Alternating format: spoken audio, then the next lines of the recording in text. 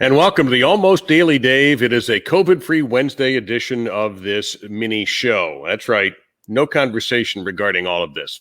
Burnt out. No college football talk on this one either. Burnt out. We'll get to it. I got tomorrow. I have Friday's longer show, the nooner at noon. But let's talk about some other things. I will promise you there is a sports talk host in either Columbus or Tampa Bay who went on the air today and said, hey, hang on just a second. I think the game's still going on here. I believe it's Tampa Bay. Oh, it's over now. Yes, there was a 5-overtime NHL playoff game last night. And because of the bubble they're playing in, you can only use, you just can't take a sheet of ice and move it.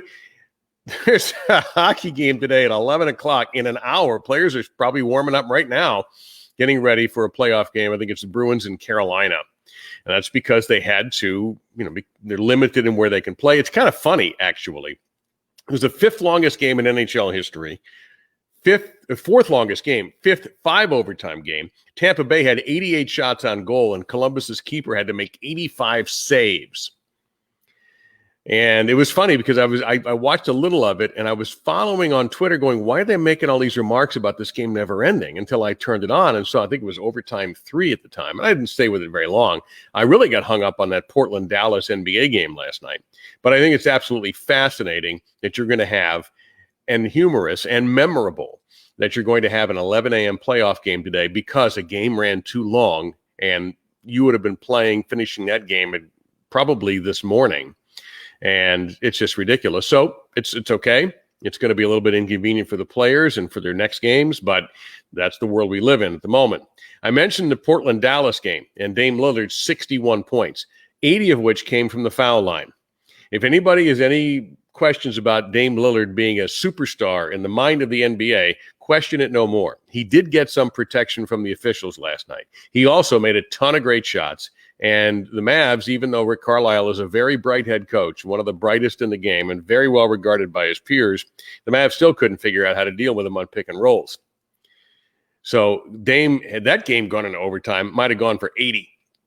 It was a highly entertaining game, I have to say. And yeah, as a Mavs fan, I was rooting for them to win, and it would have been nice. And I do really need to see that call at the end of the game a little bit again, but that's the way it goes. We move on. But great basketball, yeah. And Portland was desperate to win that game, and the Mavs really aren't. At worst, they're going to be 7th, which puts them in with the Clippers most likely, which is not going to be a lot of fun for the Mavs. But they played it as if the game really mattered to them, and that's something I love about what has happened with the NBA. The games are mattering to these players, even though for Dallas, it wasn't necessary for them to win. Yeah, there was a little bit of a benefit, but for Portland, it was desperate. They had to really win that game. So Lillard is a superstar. He gets the calls that Dwayne Wade used to get when he jumps into the defender and he makes the contact, then he gets the call, that kind of stuff, which drives me nuts no matter who does it, even when Dwayne Wade did it. But that's the way basketball is officiated, and there's nothing I can do about that. I would like to, but I can't. Remember, I don't know if I had this debate with you all, or I know I've had it on social media before about fighting in Major League Baseball this season. And I remember when they were throwing the what's his name, Joe Kelly, threw at the Astros. I mean, not even attempting to disguise his contempt, and got an 8-game suspension. And there was no fight. There was the benches clearing, but no fighting. And I said, if there's a fight, the hammer is coming down. Major League Baseball made that very, very clear. Well, if you didn't believe it, you should now. Because what happened with the Astros and the A's resulted in a 6-game suspension for Ramon Laureano, which is 1/10 of the season and equivalent to a 16-game suspension if we were playing a full 162.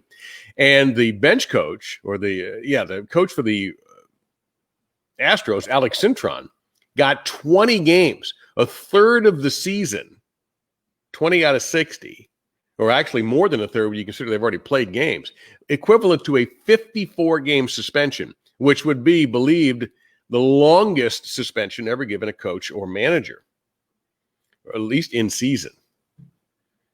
So Major League Baseball has made it very clear. If we're trying to socially distance, that includes fighting. Now, apparently, Cintron really started this by saying something about Laureano's mother, and what it was hasn't been repeated, and I'm not sure we really want to hear it. But and appropriately, I think, because he was the instigator, he gets the heavy punishment, 20 games. So think about how this season has gone. We've had the Joe Kelly incident. We've had the Heil Hitler incident with the A's coaching. We've had the Marlins with the COVID. We've had the Cardinals and their problem with the disease. And now we have this.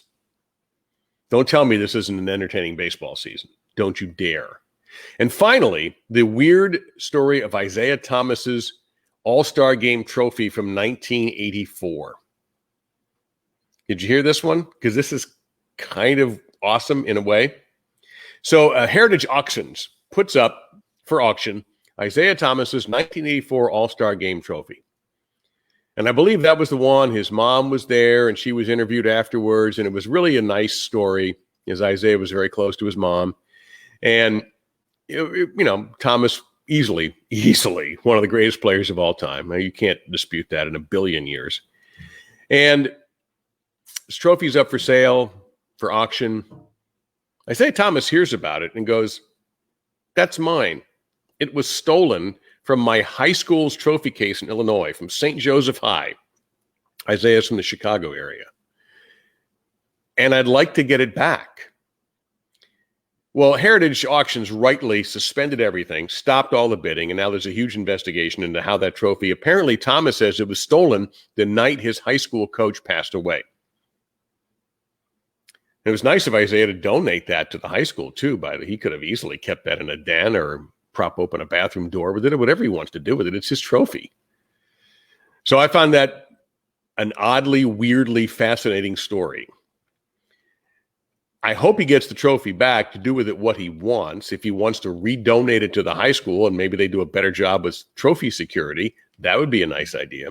Hopefully they arrest the person who did it and punish her or him for whoever grabbed that thing. And justice is done. And for justice, you have to go to Don Corleone. And that's it. That'll do it for the Almost Daily Dave. I'll post this to YouTube later on. Subscriptions to that are free. Follow me. There's a little Twitter ring right there. Thanks to the new Facebook followers who checked in this morning and have joined in. Thank you very much. Hopefully you've had a chance to digest this and enjoyed it. I'll see you tomorrow, 10 o'clock Eastern, same time, same bat channel, and perhaps I'll talk about what everybody else has been talking about. See you tomorrow.